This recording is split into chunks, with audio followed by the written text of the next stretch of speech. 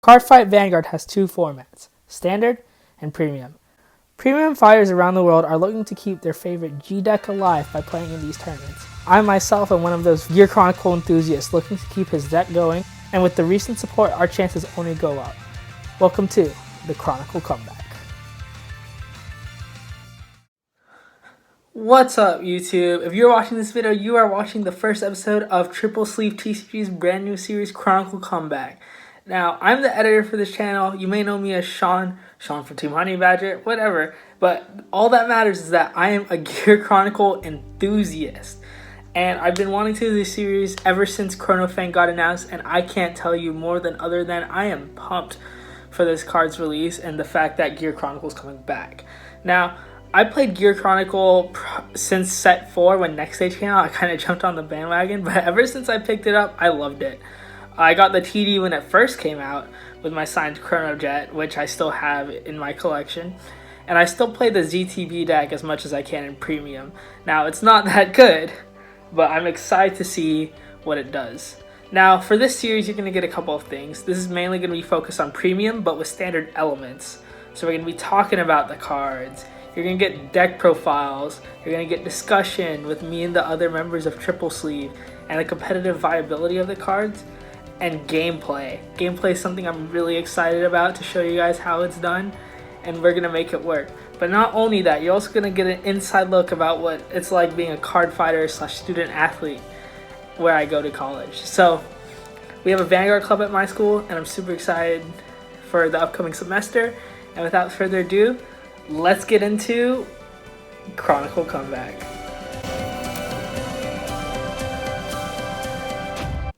So here's what I'm playing currently for Gear Chronicle Premium. It's pretty much, I haven't updated it since like the standard cards came out, and it's pretty much like W Slasher's video if you've seen him, but for those of you who don't know, this is just my list.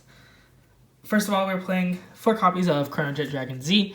This card obviously is a 4 of because it makes your whole deck run, and then 3 copies of Chrono Jet Dragon G.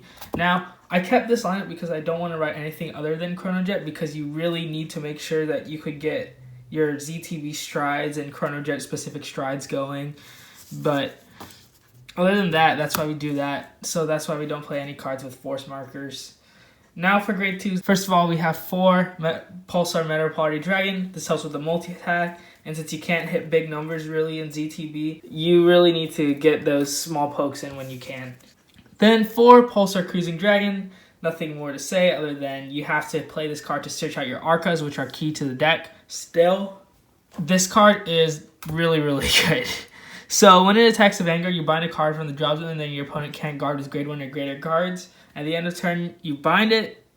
You put it to the soul, and you draw a card. So this helps you maintain card advantage with your opponent, especially since a lot of these premium decks could build advantage pretty easily. And then for grade 1s, we're playing only 3 stride enablers. And 3 is perfectly fine because you can still stride with your Jet Z. At 4 Arca, this card is still very important to the deck because sometimes you do need a PG every single turn. And you still run ZTB triggers to make sure that you can get it off. So we play 3 Pulsar Mary Block Dragon. This card is essential to hit numbers and for its drop zone effect where it counts as a grade 3. So you can be able to stride off your Chrono Jet Dragon Z. 3 Pulsar Transit Dragon, standard, get your draw. And 2 Steam Soldier Undulalu. So when it's placed on rearguard, you could counterblast 1, and if you do, put 2 cards from your bind zone back to your deck, and then you shuffle your deck and draw a card and soul charge 1. Now this is just to help us maintain card advantage, like I said, which is oh so important with Gear Chronicle right now. Next for triggers, I said we're playing ZTB triggers, but we only play 8 ZTB triggers because we have to play 4 of the Fighters Collection criticals that lets you put it to soul to draw cards and gain some power. 4 of the new critical trigger. Now this is 8 critical. Pulsar Hypnosis Sheep. Like I said, you have to be able to get those multi-attacks in when you can because we don't play the Time Leap engine, and I think just running the ZTB is pretty powerful, especially when you have Arca. And like I said earlier, we are running ZTB heals.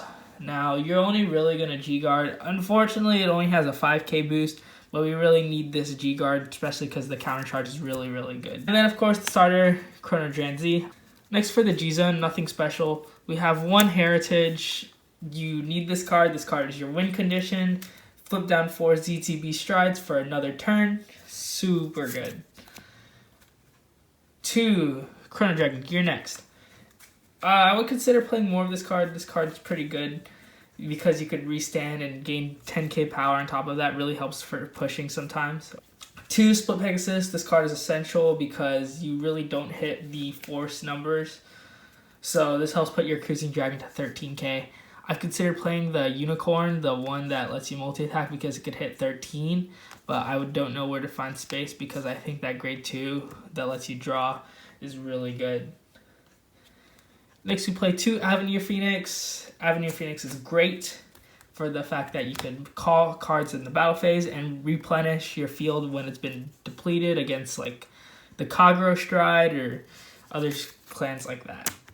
Next one, Mystery Freeze. I do not have the Progenitor Dragon. If I did, it would probably take up this spot, but you don't really need it because you have Jet Z being able to stride for free. Chrono Dragon next stage. I just keep this for Jet G if I have to ride it. 1 Alter Dragon, just so if you can't stride, you have that. And then 1 Dust. Sometimes you really just go into this card when you feel like it's your last chance, because you're really not going to get many chances to win with this deck right now. But it's in here for if you need it. And then for G Guards, we play 4. We play 1 of the old Uluru, 2 of the ZTB G Guard. I've considered playing more or the Unflip Uluru just to speed up the deck and flip more of these up, just because it's that useful to get to your heritage formation. And 1 Hetero Round.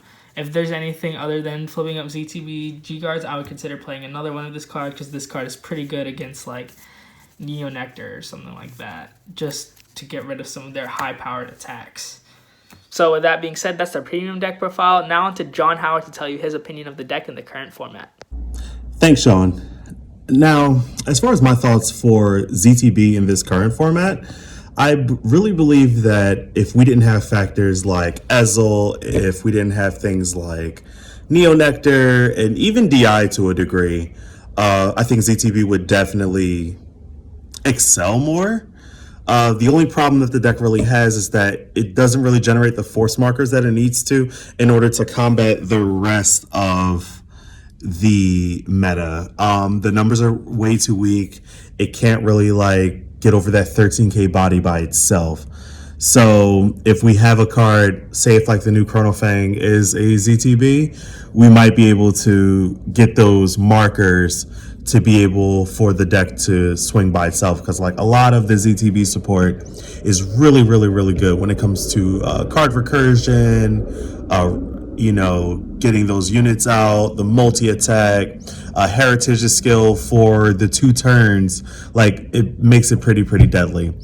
The deck as itself is, it's really good, but if it doesn't have a way to generate those markers and to combat the rest of the meta like everything else can to a degree, then it'll still be left in the past.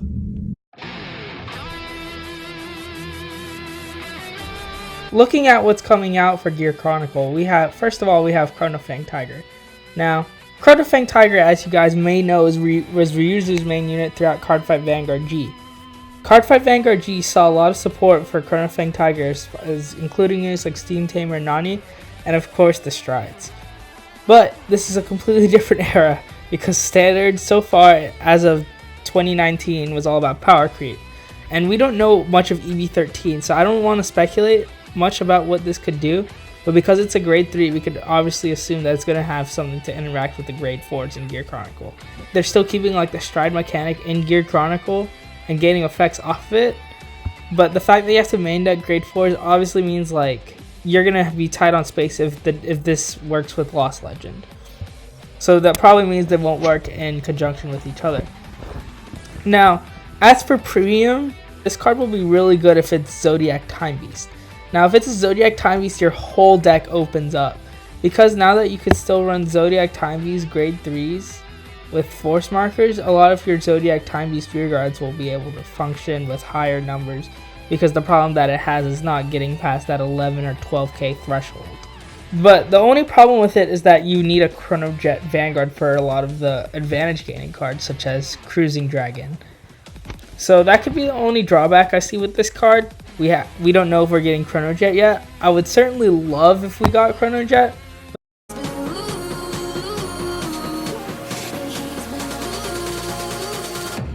But that's just my thoughts on Chrono Fang Tiger. So next, looking at Chrono Tiger Rebellion. Now, as we know, Chrono Tiger Rebellion was a stride using Gear Chronicle from all the way back in Stride Gate. This was Ryuzu's boss stride unit in the final battle against Chrono when the Stride Gate opened or whatever. It's been that long. Now, it's confirmed to be a grade 4. Obviously, I think it won't have a force marker like Mystery Flare, but will gain effects based on the number of cards bound or whatever. So, my thoughts on this card is pretty wonky just because Mystery Flare was something that I never really played with because I wasn't really attracted to like the style of Gear Chronicle back then. I definitely liked the old units, which is what brought me back to it. So Chrono Tiger Rebellion, I could really only see like it gaining extra drive checks or activating multiple effects like multi-attack, because Mystery Flare already gains drive checks and the extra turn's already really huge.